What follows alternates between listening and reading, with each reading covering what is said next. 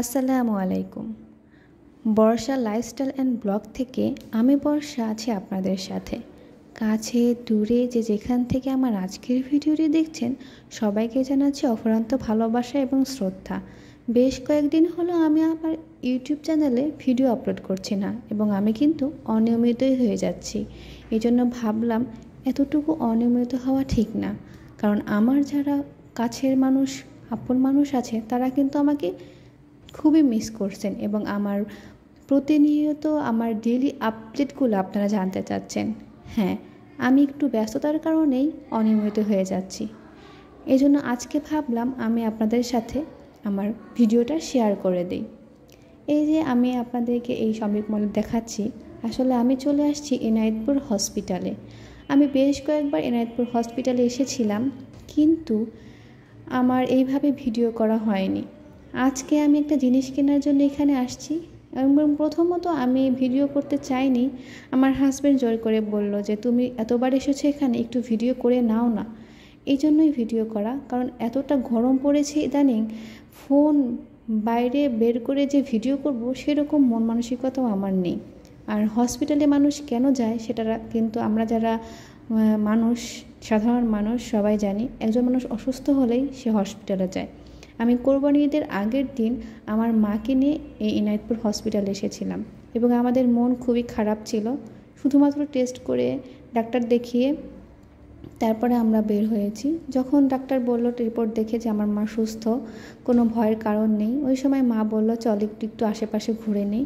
তো ওই সময়ে আমি আমার মাকে নিয়ে এই শপিং মলে ঢুকেছিলাম এবং আমার বেশ ভালো লেগেছে। এখানে আপনার মেয়েদের বিউটি পার্লার, ছেলেদের সেলুন, তারপরে আর্টের জিনিসপত্র, তারপরে খাবার রেস্টুরেন্ট বলেন, তারপরে এই যে আমরা নিত্য প্রয়োজনীয় যেসব জিনিসপত্র সেগুলোর একটা ছোট্টখাটো একটা মার্কেট টাইপের, খুবই ভালো লাগলো দেখে।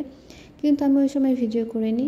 আজকে এসেছি, আজকেও আপনাদের ভাইয়া আমাকে এক প্রকার জোর করেই বলে একটু ভিডিও করো, এই জন্যই ভিডিও করলাম। এবং আমি আপনার আমার শর্টস ভিডিওতে দেখেছেন বা আমার আরেকটা আগের ভিডিওতে দেখেছেন যে আমি কেক বানানোর জন্য খুবই চেষ্টা করছিলাম। তো এই জন্য আমার একটা টার্ন টেবিলের প্রয়োজন ছিল। আমি আমাদের সিরাজগঞ্জে আমি খুঁজে পাইনি, মানে সময় হয়ে ওঠেনি, এই জন্য হাতে গোনা কয়েকটা দোকানে ঘুরেও আমি পাইনি। তো মায়ের সাথে যখন এসেছিলাম তখন আমি টার্ন টেবিলটা দেখেছিলাম। তো এই জন্যই আসা যে যদি কেউ টার্ন টেবিলটা না নিয়ে থাকে তাহলে ওই টার্ন টেবিলটা একমাত্র আমার জন্যই, এই জন্য এসেছি। আর এখানে আপনাদের ভাইয়া একটা চশমা দেখছে, এখানে প্রাইসগুলো খুবই রিজনেবল প্রাইস। এই জন্য আপনাদের ভাইয়া চেক করে নিচ্ছে যে কোনটা তাকে বেশি মানায়। তবে হাতে যেটা ছিল ওটা কিন্তু খুবই ইউনিক ছিল, একদম ভাঁজ করা যায় চশমাটা। তবে যার ফেসের সাথে যেটা মানায় তাকে সেটাই নিতে হবে। আর এখানে এমন কোনো জিনিস নেই যে পাওয়া যায় না। ছোট্ট বাচ্চা থেকে শুরু করে বুড়ো বয়সের প্রত্যেকটা মানুষের জন্য অ্যাভেলেবল জিনিস আছে।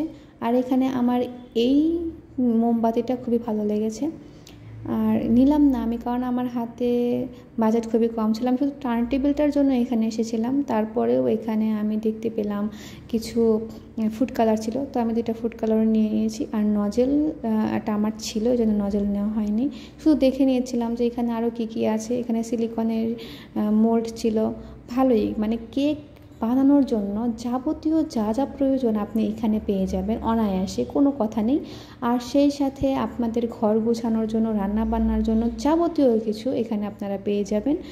একদম সুন্দর জিনিস, আমি অতটা বর্ণনা করতে পারি না। তবে আপনারা হয়তো বা ভিডিও দেখছেন এবং ভিডিওর স্ক্রিনে দেখে আপনারা বুঝতে পারছেন যে কতটা সুন্দর জিনিস এখানে তারা রেখেছে, এনাদের স্টকে আছে। আর এই যে দেখছেন সোনালি কালারের চামচগুলো, এগুলো দেখে আপনাদের ভাই বলতেছে এটা কি সোনার চামচ?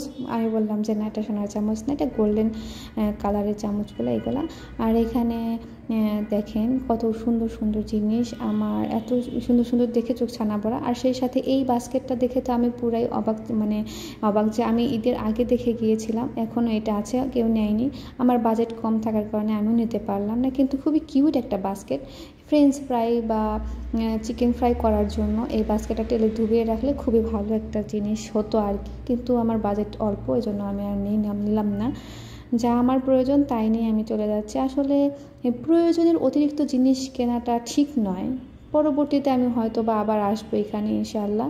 আর এই যে সামনে দেখতে পাচ্ছেন ওটা কিন্তু বুফের মতো। আর আপনাদের ভাইয়া বলছিল আমাকে একটু ভিডিও করে দাও, একটু ছবি তুলে দাও। আসলে আমরা গরমে এতটাই অস্থির হয়ে গিয়েছিলাম যে আমাদের আর ওরকম ইচ্ছা ছিল না। এক প্রকার আমার স্বামীর কারণেই আমি ভিডিওটা করলাম, কারণ ও সবসময় দেখে আমি রুমের মধ্যে বা ঘরের মধ্যে ভিডিও করি, বাইরে অতটা ভিডিও আমার হয়ে ওঠে না। মানে বাইরে গেলেও আমি মানুষের লোকজনের ভয়ে আর কি ভিডিও করি না, যে কে বা কী বলবে। কিন্তু একমাত্র তার সাপোর্টেই ফোনের ক্যামেরাটা অন করেছিলাম।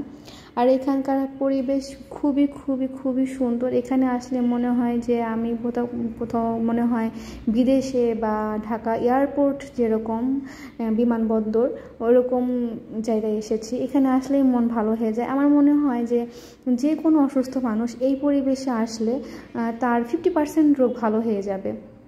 এতটাই সুন্দর পরিবেশ। আপনাদের ভাইয়াকে আমি আরও একটু ভিতরের দিকে নিয়ে গেলাম, যেখানে আমি মায়ের সাথে ঘুরেছিলাম, তো সেই জায়গাগুলো আপনাদের ভাইয়াকেও নিয়ে দেখাচ্ছি। আর এখানে আপনাদের ভাইয়া এই মহিলাকে দেখে তো খুবই এক্সাইটেড, বলতেছে আমাকে এখানে একটু ছবি তুলে দাও। তো ওনাকে এখানে একটু ছবি তুলে দিলাম। আর এইখানে মাঝখানে দেখেন একটা শাপলা ফুল, খুবই ভালো দেখতে লাগলো। আর আপনাদের ভাইয়া এখন আমাকে নিয়ে যাবে হচ্ছে বেড়িবাঁধে। এনায়েতপুর বেড়িবাঁধ কিন্তু খুবই ফেমাস একটা জায়গা, আমার যাওয়া হয়নি, আজকে আমি প্রথম যাব। আর এইখানে একটা খেজুর গাছ আছে, সেটা দেখে মনে হয় সত্যিই আমি মনে হয় আরব দেশে চলে আসছি, এরকম একটা ভাইব আসে মনের মধ্যে। তারপরে এখান থেকে আমরা একটা ভ্যান নিয়ে নিলাম, খুবই অল্প ভাড়া, দুজনের 20 টাকা ভাড়া নিল। তো আমরা এই ভ্যানেই গিয়েছিলাম এবং এই ভ্যানেই আবার আমরা কেজের মোড় পর্যন্ত গিয়েছি। বাচ্চাটাকে মানে ছেলেটাকে আমরা দিয়েছিলাম মাত্র 50 টাকা, ও খুবই অল্প ভাড়া নিয়েছিল। আর তো এই যে আমরা টার্ন করলাম। আর এইখানে এই লাইনের কোন একটা জায়গায় খাবার, নদীর ফ্রেশ মাছ রান্না করে, মানে রেস্টুরেন্টের মতো রান্না করে খাওয়ায়। আমরা আসলে সঠিক তথ্য না জানার কারণে আমরা ভিতরে না ঢুকে আমরা সরাসরি গেলাম হচ্ছে ওই বেড়িবাঁধে, কারণ এতটা গরম। আর এখন কিন্তু পানি চলে আসছে, বর্ষার পানি বন্যার পানি চলে আসছে। জায়গাটা দেখতে এখন বেশ ভালো লাগছে।